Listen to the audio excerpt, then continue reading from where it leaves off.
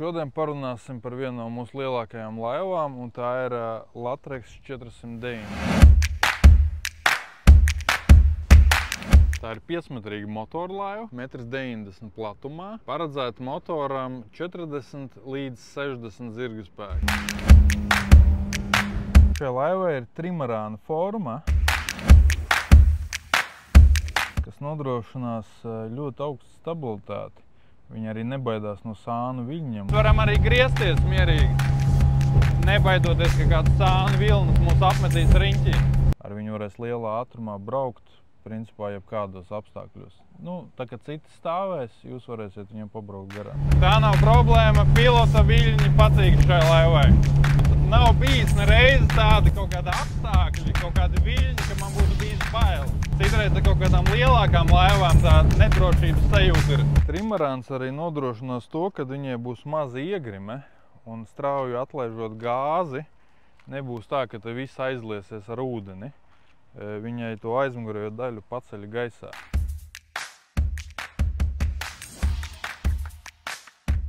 Reku tādā ātrumā braucot, tas vēl ir ok.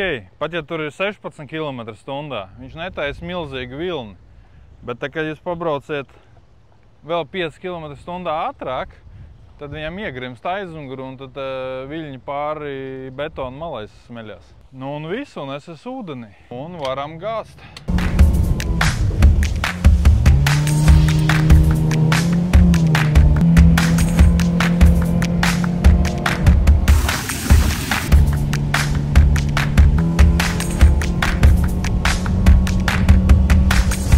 Šai laivai, atšķirībā no citām, jūs redzēt, ir tāds plakans priekšgals. Kam tas ir domāts? Gaitas īpašībām tas netraucē vispār, jo viņš ir vairāk kā 70 cm virs ūdens, tas ar ūdeni nekontaktē. Bet tas mums iedod fantastiski daudz vietu, liederīgi izmantojamo vietu. Pirmkārt, te ir viena platforma, te var pieskrūvēt iPilotu motoru, ankuru, GPS.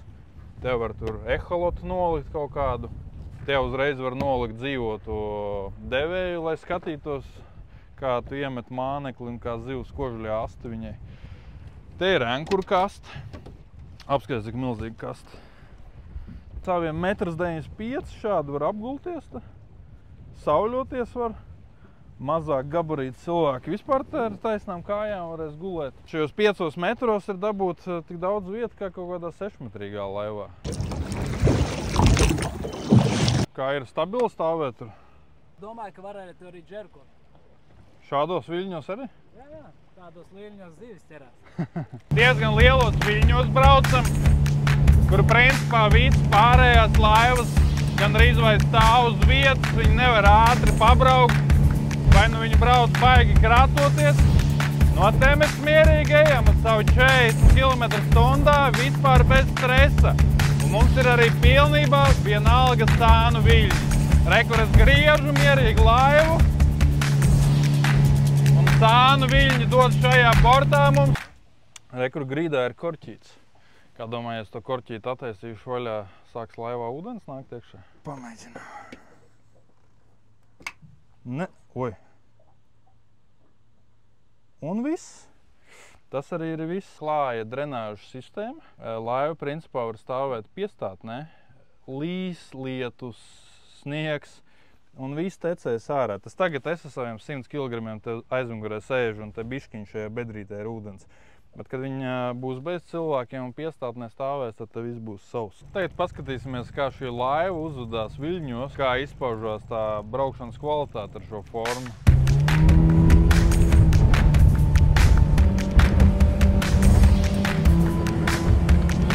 Redz, kāds milzīgs sānu viļņu popi. Es mēģinu noķert un pateikt viņiem, kad jābrauc 14. Un dēļ tā, ka šai laivai ir trimarāna forma, viņai pirmkārt ir maziņš glisēšanas ātrums. Tas nozīmē, ka jūs varat lēnām braukt, un nevajag pilnā gāzē iet. Viņai var likt mazāku motoru, jo viņa glisē iziet ar 40. Samazināt, teiksim, jūsu izmaksas uz degvielu, uz motoru iegādi. Jo tāda paša izmēra 5-metrīgai B-veidīgai laivai, tur vismaz 100 ir jāliec, lai viņi normāli iet.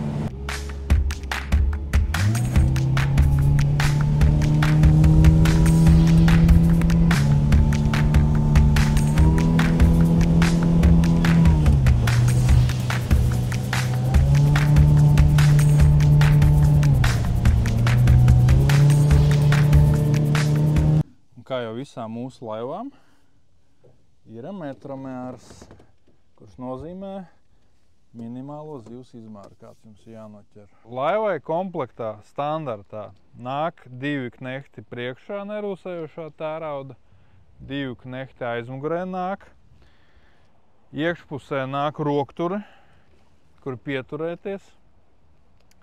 Ir viena kaste, kur ielikt ēnkuru, vai arī akumulātoru tur var ielikt, ja ipilots lieto.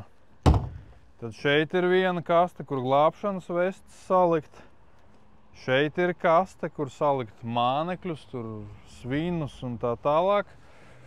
Un te ir, kā teikt, tehniskā telpa, kur var ielikt bāku, akumulātorus, visu, kas ir vajadzīgs, kā teikt. Standartā nāk mehāniskā stūra sistēma līdz 115 zirgiem. Pa papildus naudu var uzlikt hidroliku, vējstikls ir, slēdžu panelis. Cilvēki neievēro braukšanas ātrumu un mums te pūš virsū. Topuguns standartā ir LED navigācijas gaismas.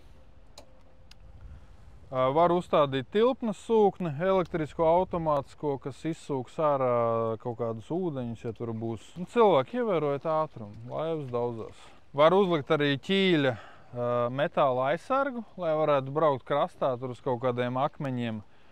Mīkstos sēdekļus var uzlikt, reliņus pa perimetru, glabāšanas tents ir uztaisīts viņai, ko vēl var pielikt klāt.